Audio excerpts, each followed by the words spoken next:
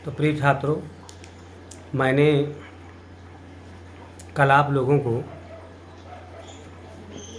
कुछ श्लोकों के अनुवाद सहित संदर्भ प्रसंग व्याख्या जो अनुवाद कहलाते हैं, उनके तहत मैंने आपको हिंदी में आप लोगों को बताए।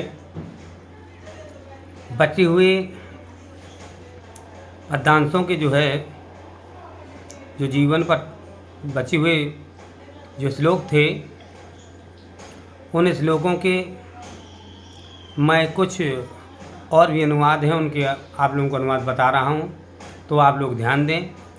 और मैं कुछ स्मरणीय श्लोक जो वास्तव में इतने श्लोकों को यदि आप लोग स्मरण कर लें, याद कर लें, तो उतने में आपका पूरा काम हो जाएगा। तो मैं बता रहा था आप लोगों को,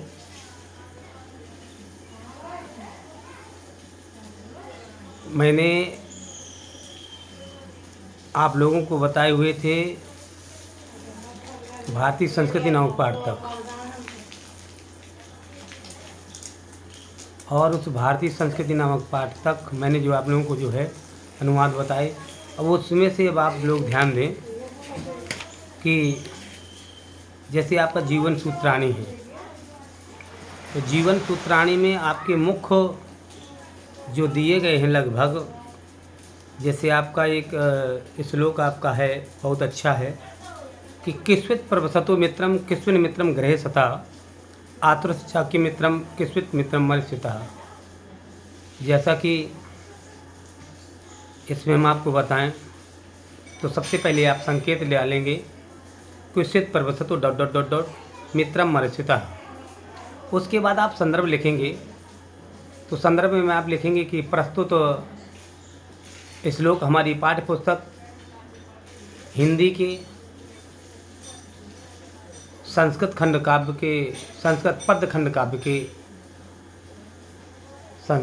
खंड काव्य के जीवन सूत्राणी नामक पाठ से यह श्लोक लिया गया है। फिर आप प्रसंग लिखेंगे, तो प्रसंग में आप यहाँ पर लिखेंगे कि ये प्रश्न जो जीवन सूत्राणी के जो प्रश्न दिए गए हैं, तो एक लक्ष्य रूप में दिए गए हैं। यहाँ पर यक्ष के द्वारा युधिष्ठिर से प्रश्न किए जाते हैं, जिनका उत्तर युधिष्ठिर देते हैं। इस तरीके से ये आपके प्रश्न बताए गए। अब उनका अनुवाद है यहाँ पर, तो अनुवाद है आपका यहाँ पर क्या कि किस्वित प्रवसतो मित्रम, परदेश में रहने वाले का मित्र कौन है। किस्वित मित्रम गृहे सता, और घर में रहने वाले का मित्र कौन है। आतुर से चाक्यम मित्रम, और रोगी का मित्र कौन है।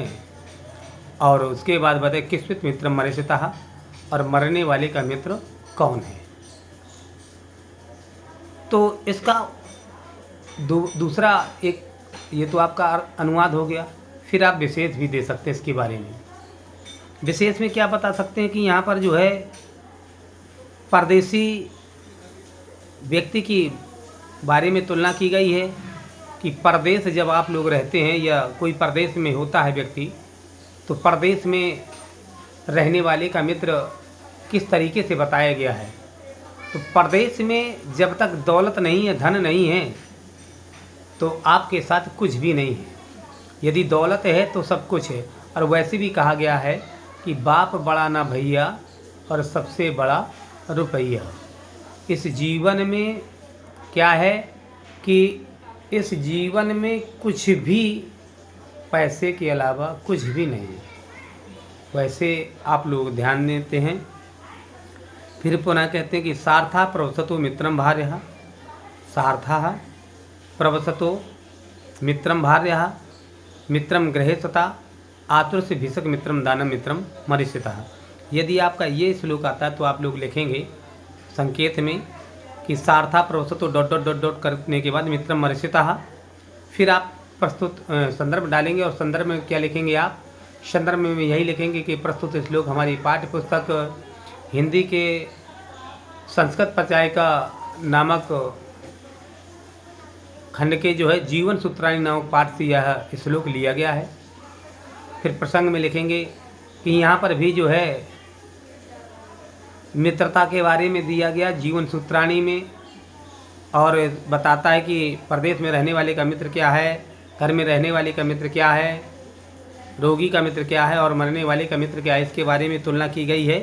तो इन्हीं के बारे में आप लोगों को जो है बताते हुए आपको ये प्रसंगात्मक का अनुवाद बताना है आपको। तो बताते हैं कि सार्था प्रवसतो मित्रम। अब इसमें आप हेडिंग डालेंगे अनुवाद और बताएंगे आप कि सार्था प्रवसतो मित्रम, परदेश में रहने वाले का मित्र जो है कौन होता है? परदेश में रहने वाले का मित्र धन होता है। क्या होता है? सार्था प्रवसतो मित्रम। और भार्या मित्रम गृहसता, और घर में रहने वाले का मित्र जो है गृहिणी होती है अर्थात पत्नी होती है। और आतुष भीषक मित्रम, और रोगी का मित्र जो है आतुष मन होता रोगी, भीषक मित्रम, भीषक मन होता वैद्य। तो रोगी का मित्र जो है आपका कौन होता है? वैद्य होता है।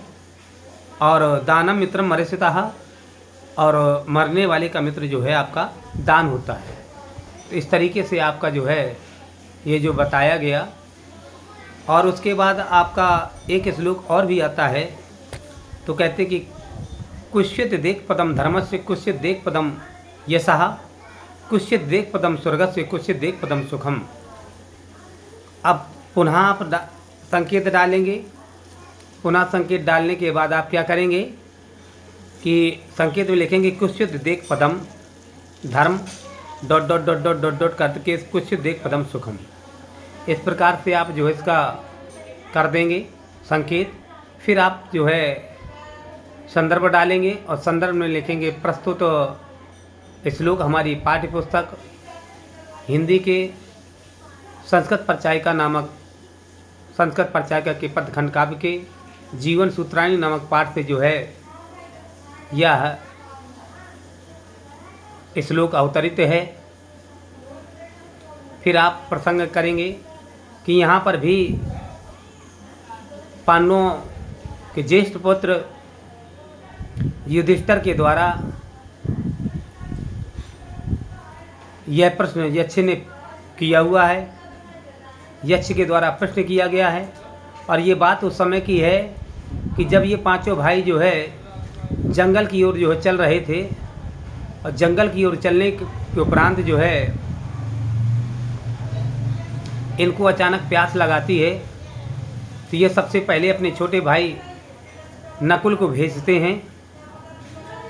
नकुल से कहते हैं अरे भाई थोड़ा सा आसपास जाकर के देखो, यदि कहीं कोई कुआं बावड़ी तालाब कुछ भी मिल जाए तो वहाँ से आप हमारे लिए थोड़ा सा पानी ले आएँ। तो नकुल अपने भाई की बात को सुनकर के उस घनघोर जंगल में चल देते हैं।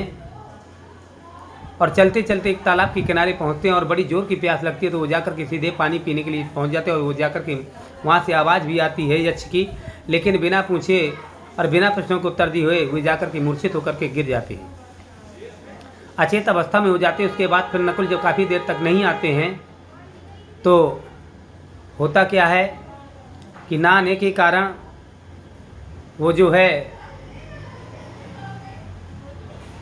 फिर सहदेव को भेजते हैं। वही क्रियात्मक कार्य सहदेव के साथ होता है। तब जब सहदेव उनके जाकर के जब सहदेव भी जो है उस प्रश्न का कोई जवाब नहीं देते हैं और वहाँ कोई आवाज़ नहीं सुनते हैं और सीधे जाकर के पानी पीने लगते हैं, और वो भी जाकर के अचेत अवस्था में हो जाते हैं। फिर इसके बाद अर्जुन, भीम और अर्जुन ये सभी लोग जाकर के अचेत हो जाते हैं। फिर युधिष्ठिर पहुंचते हैं। युधिष्ठिर भी जो जाकर के पहुंचने के बाद उन्हें भी बड़ी जोरों के साथ प्यास लगती है। प्यास लगने के उपरांत जब प्यास लगती है, प्यास लगने के उपरांत क्या होता है, वो भी पानी पीने के लिए दौड़ते हैं। तो वहाँ से एक आवाज़ आती है कि अरे युधिष्ठिर, तुम्हारे 4 भाइयों का तुम्हें पता है कि कहाँ हैं वो? और ज़रा सोचो और समझो, बिना पूछे कभी भी किसी जगह पर हाथ नहीं लगाना चाहिए। कार्य करने से पहले हमें सोचना चाहिए, विचार करना चाहिए, उसके बाद हमें कार्य करना चाहिए। होता क्या है? होता यहाँ पर यही है कि यक्ष रुक जाते हैं और यक्ष रुकने के बाद कहते हैं कि सुनो युधिष्ठिर। तो हाथ जोड़ कर के युधिष्ठिर भी खड़े हो जाते कि मुझे तो कुछ दिखाई नहीं दे रहा, ये आवाज़ कहाँ से आ रही है, आप देव दानव गंधर्व इनमें से आप कौन हैं, जो भी कुछ हैं तो आप सामने आएँ। तो फिर यक्ष जो है अपने तालाब से निकल करके सामने आते हैं और कहते हैं कि मैं इस तालाब का मालिक हूँ। यहाँ पर एक नियम चलता है कि जब तक कोई व्यक्ति मेरे प्रश्नों का जवाब नहीं देता तब तक यहाँ से पानी पीने की उसे स्वीकारात्मक तरीके से कार्य करने के लिए या कार्य करने से पहले जो कोई यहाँ पर जो है कोई व्यक्ति मेरे प्रश्नों का जब तक जवाब नहीं देता तब तक उसे कार्य करने की अनुमति नहीं दी जाती है। तो यहाँ पर यही है कि आप पहले यदि अनुमति चाहते हैं तो पहले आप मेरे पानी पीना चाहते हैं तो आप पहले मेरे प्रश्नों का जवाब दें। तो हाथ जोड़कर के युधिष्ठिर खड़े हो जाते हैं और कहते हैं कि महाराज बताइए आपका प्रश्न क्या है, अगर मुझसे बन सकेगा तो मैं आपका जो है जवाब अवश्य दूंगा। बोले आप तो धर्मराज युधिष्ठिर हैं, धर्म का पालन करने वाले हैं, फिर आप मेरे प्रश्नों का जवाब दीजिए। तो कहते हैं कि महाराज बताएं। तो यक्ष कहते हैं कि कुश्चित देख पदम धर्म से कुश्चित देख पदम यथा कुश्चित देख पदम स्वर्ग से कुश्चित देख पदम सुखम। तो कहते क्या हैं कि कुश्चित देख पदम धर्म से एकमात्र धर्म क्या है और कुश्चित देख पदम यथा और एकमात्र यश क्या है, और एकमात्र कुश्चित देख पदम स्वर्ग से एकमात्र स्वर्ग क्या है और कुश्चित देख पदम सुखम और एकमात्र सुख क्या है। इसका अनुवाद यहीं पर हुआ। उसके बाद पुनः फिर आपका एक उत्तर देते हैं प्रश्न के। तो उन्होंने सुन लिया। युधिष्ठिर कहते हैं महाराज सुनिए, जो भी कुछ मुझसे टूटा फूटा बनेगा तो आप लोगों से उस उत्तर का देखें। तो कहते हैं कि दाक्ष्यमेकम पदम धर्मस्य दानमेकम पदम यशा सत्यमेकम पदम स्वर्गस्य शैलमेकम पदम सुखम। तो देखिए पूर्वत की भांति इसका भी आप लोग जो है क्या करें, पूर्वत की भांति ही इसका आप लोग अनुवाद करें। अनुवाद का तात्पर्य समझ रहे हैं, उसके अनुवाद तो आप इसका जवाब अर्थ लिखेंगे, लेकिन पूर्वत का तात्पर्य इसका जो संकेत है, संकेत में आप लिखेंगे दाक्ष्यमेकम पदम डॉट डॉट डॉट डॉट करके शैलमेकम पदम सुखम। और संदर्भ जब आप लिखेंगे तो संदर्भ आपका पूर्वत हो जाएगा। पूर्वत मतलब कैसा हो जाएगा कि प्रस्तुत श्लोक हमारी पाठ्य पुस्तक हिंदी के संस्कृत परिचायिका नामक पद्य खंड काव्य के जीवन सूत्रायण नामक पाठ से यह श्लोक लिया गया है। फिर प्रसंग हो जाएगा कि यक्ष के द्वारा प्रश्नों का जवाब युधिष्ठिर के द्वारा दिया जा रहा है, और इसके बाद अनुवाद लिखेंगे। तो अनुवाद में आप क्या लिखेंगे, तो अनुवाद में यह बताएंगे कि यक्ष के द्वारा जब प्रश्न युधिष्ठिर ने सुन लिया तो यक्ष के द्वारा उसका उत्तर दिया जा रहा है। यक्ष के द्वारा उसका उत्तर दिया जा रहा है और कहा जा रहा है कि दाक्ष्यमेकम पदम धर्मस्य और दानमेकम पदम यथा। दक्षता अर्थात ज्ञान निपुणता ही क्या है, एकमात्र धर्म है। यदि व्यक्ति के पास ज्ञान है तो जो है दक्षता मीन्स होता है निपुणता का मतलब चतुरता, ज्ञानता, कुछ भी कह लीजिए आप। यदि व्यक्ति के पास ज्ञान है तो वही आपका एकमात्र धर्म है, और ज्ञान नहीं है तो वो धर्म को कभी अपनाएगा नहीं। ठीक है ना।